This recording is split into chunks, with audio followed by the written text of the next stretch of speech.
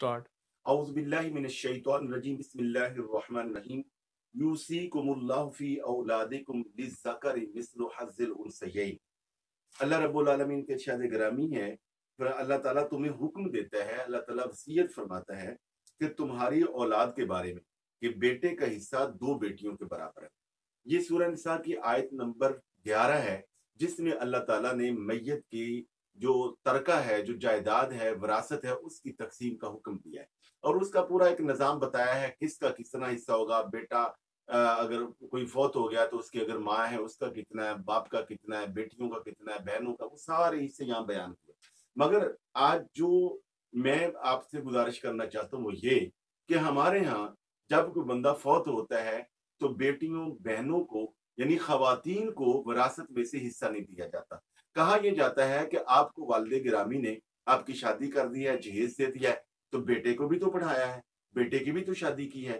اور یاد رکھیں کہ جو بندہ اپنی زندگی میں کسی کو جو دیتا ہے وہ وراثت کا حصہ نہیں ہوتا، اور وہ وراثت کی تقسیم نہیں ہوتی، وہ ہبہ ہوتا ہے، وہ تحفہ ہوتا ہے۔ لہذا یہ کہہ کر ٹال دینا، اور بہت سارے لوگ جو وہ بہنوں کو کہتے ہیں کہ آپ ہمیں دے دیں، یعنی بھائیوں کو ساری جائیداد دے دیں، آپ کو ہم ساری زندگی جو ہے وہ عید شبرات دیتے رہیں گے، اور اگر نہیں دو گے تو ہم آپ کو نہیں ملیں گے، اور آپ کو نہیں۔ اب آپ بتاؤ، بہن کو کہتے ہیں کہ آپ نے بھائی رکھنے ہیں یا جائیداد رکھنی ہے۔ اس کے نتیجے میں یہ عرض کرتا ہوں، دیکھیے اللہ پاک نے ان آیات میں آگے جا کر فرمایا فریدۃ من اللہ، یہ اللہ کی طرف سے وراثت کو تقسیم کرنا فرض ہے، جیسے حج فرض ہے، روزہ فرض ہے، اور زکوٰۃ فرض ہے صاحب استطاعت پر۔ یہ ساری چیزیں ہم کیوں کرتے ہیں کہ یہ قرآن مجید کا حکم ہے، اور احکام قرآن سمجھ کر، اپنے اللہ کے احکام سمجھ کر ہم روزہ بھی رکھتے ہیں، نماز بھی پڑھتے ہیں، حج زکوٰۃ کی ساری چیزیں۔ یہ اگر ہم احکام مانتے ہیں تو اسی طرح یہ بھی حکم ہے۔ اگر کوئی بندہ نماز نہیں پڑھتا گناہگار ہوگا، اور صاحب استطاعت حج نہیں کرتا گناہگار ہوگا، اور اگر کوئی عملی طور پر یا قولی طور پر اس کا انکار کرتا ہے تو یہ کفر ہوگا، یہ قرآن کریم کی آیت کا انکار ہوگا۔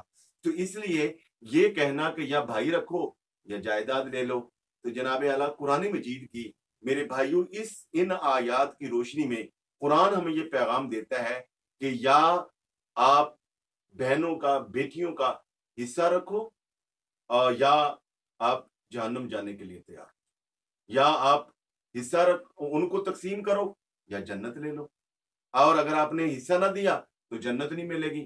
تو اس لیے ضروری ہے کہ اس کو تقسیم کریں، اور یہ بات یاد رکھیں۔ اس حوالے سے بس میں اس پہ توجہ دلاؤں گا کہ دیکھیں یہ ایک اللہ کی طرف سے انعام ہے، جو بیٹوں کے لیے بھی ہے، بیٹی کے لیے بھی۔ آپ اللہ کے انعام میں رکاوٹ نہ بنیں۔ بے شک دنیا کا مال تھوڑا لے لیں، مگر بہنوں اور بیٹیوں کو ہر صورت ادا کریں۔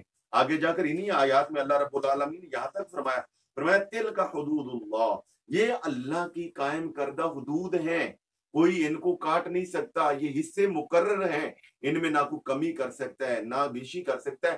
اس میں یہ ضرور قرآن مجید نے خود ایک سہولت دی ہے کہ بیٹے کے 2 حصے ہیں، بیٹی کا 1 حصہ ہے، اور تو اس لیے یعنی اگر بیٹی ہے اس کو اس سے آدھا ملنا ہے، اس کو ڈبل ملنا ہے، تو آپ اس میں دے دیں گے، ممکن ہے اس کی برکت سے اللہ تعالیٰ آپ کو اور عطا فرما دے گا۔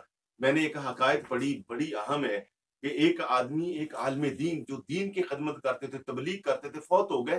کسی شاگرد نے خواب میں دیکھا کہ وہ ایک دھوپ، بالکل صحرائی سا صحرا ہے اور چٹیل میدان ہے، کڑکتی دھوپ ہے، پریشانی کے عالم میں بیٹھے ہوئے ہیں۔ پوچھا حضرت صاحب کیا ہوا؟ کہا مرنے سے 1-2 دن پہلے کسی کی سوئی لی تھی، واپس نہیں کر سکا، وہ فلاں الماری میں پڑی ہے، میرے گھر والوں کو جا کے کہو ان کو دے دو اور معافی بھی مانگو۔ وہ گیا، گھر والے سے رابطہ کیا، سوئی لے کر ان کو ہمسایوں کو دی اور معافی مانگی۔ اگلے دن پھر خواب میں ملے، آپ گل و گلزار بنی ہوئی قبر، اور بہترین ریشمی لباس پہنا ہوا ہے، اور جناب سیج ہے اور خدام ہے، غلامان ہے، بڑا جنتی ماحول۔ پوچھا استاد جی؟ کہا جیسے ہی سوئی واپس کی اور ان سے معافی مانگی، اللہ نے مجھ پہ یہ کرم کر دیا۔